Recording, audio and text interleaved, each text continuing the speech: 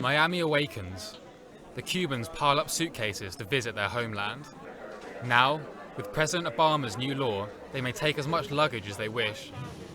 But for US citizens who do not come from Cuba, there remains a strict travel ban.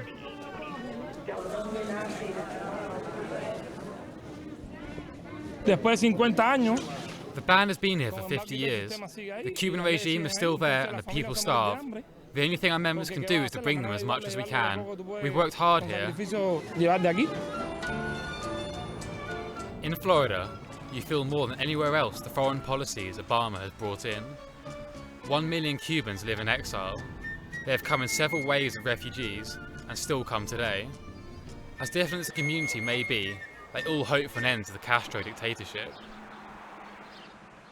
Whether policy changes by President Obama will accelerate this migration, nobody knows. But Cuban exiles have been initially excited by the new ability to travel to Cuba, as well as enabling more goods and money to be sent to relatives.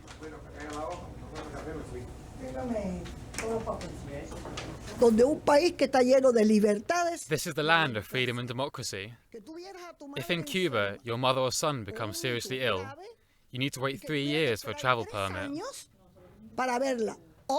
Thanks to President Obama, we now have the freedom to travel whenever we want.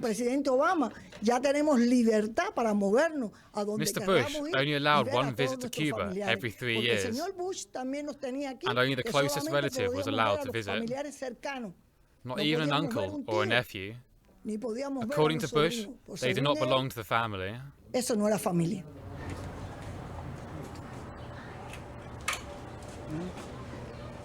In a few days, this retired nurse's dream will become a reality. She has prepared a 20-kilogram bag. Her relatives in Cuba have life necessities, but they also want the things capitalism can bring.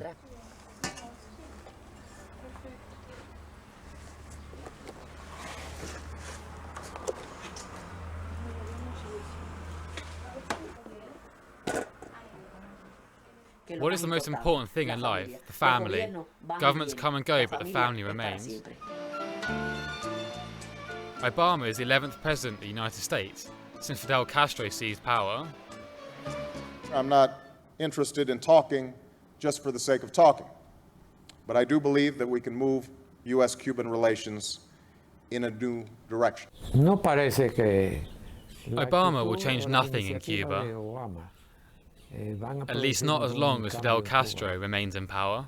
Al menos mientras Fidel Castro esté ejerciendo su autoridad de supergobernante. Cuba Matos is rightly skeptical. He knows the Castro brothers. He fought with them during the revolution as a commandant.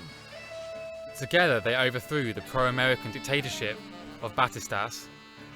But Matos did not want a communist Cuba. He was labelled a traitor and sentenced to 20 years imprisonment. He went to prison aged 40.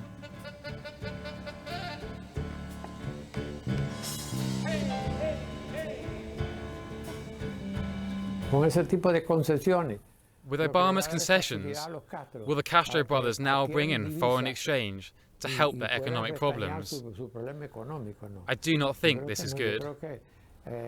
On the one hand, the travel provisions liberalise the Cuban exiles and allow relatives to send money. This is both humane and reasonable. But on the other hand, Cuba does not have the human rights of other countries. We must not break down all barriers with Cuba. We need some sanctions.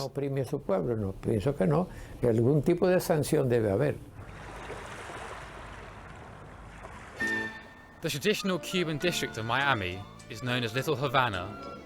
This is where many Cubans play dominoes. They are loyal Republican voters and feel that Obama is taking risks when they look back to Kennedy's involvement with the country.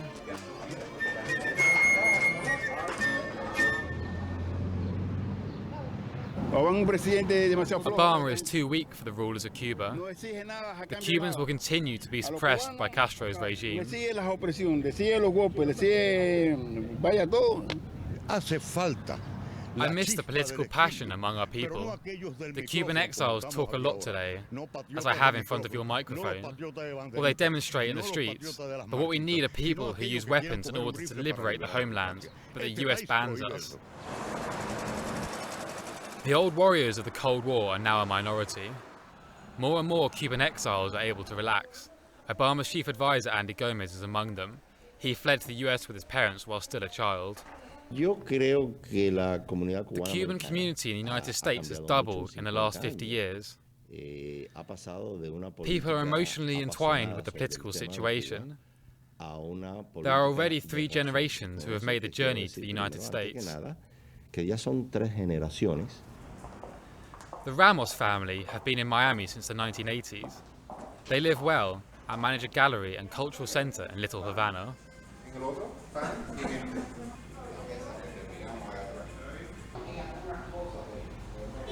Obama is my president. He will finally bring freedom to Cuba. In just under 3 months he has done it. The government of Cuba is quite nervous. These grandparents came to Miami last, by boat, at the invitation of their sons. Roberto Ramos venerates the Virgin de la Caridad. He writes to her and thanks that his life has not been lost to the shark-infested sea, like so many refugees before him.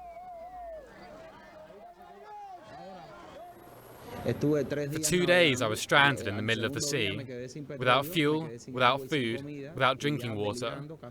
By a miracle I was found by the US Coast Guards. They said, "Welcome to the land of freedom." For the first time in my life, I felt free.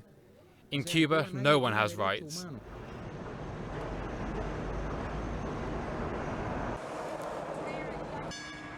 Many of them have actually realized the American dream. The mayor of Miami, many of Florida's senators, and the most powerful builders came from rich families before communism forced them to flee here. They have a major influence in Washington and a hard line on Cuban policies.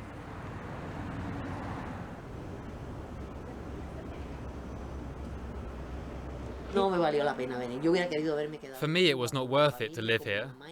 I would have been better off remaining with my mother and siblings in Cuba. These things I can afford here mean nothing. I was 18 years old when my mother forced me to flee to my father, who was already in Miami.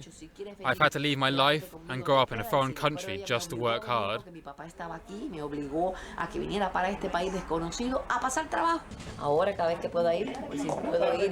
Now I will drive over as often as possible, 2 or 3 times a year. Only then can I keep a connection to my family. On the Cuban side, there are admittedly also limitations. Not everyone can enter. In particular, critics of the regime are blacklisted. I would be incredibly happy to fly to Cuba, but Cuba is not so happy about me. I want to fly, but only if communism has fallen.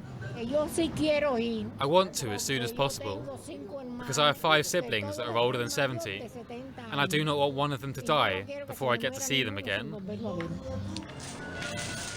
Whilst Obama's cautious opening remains a one-sided gesture, behind the scenes, 50 years of inactivity is beginning to shift.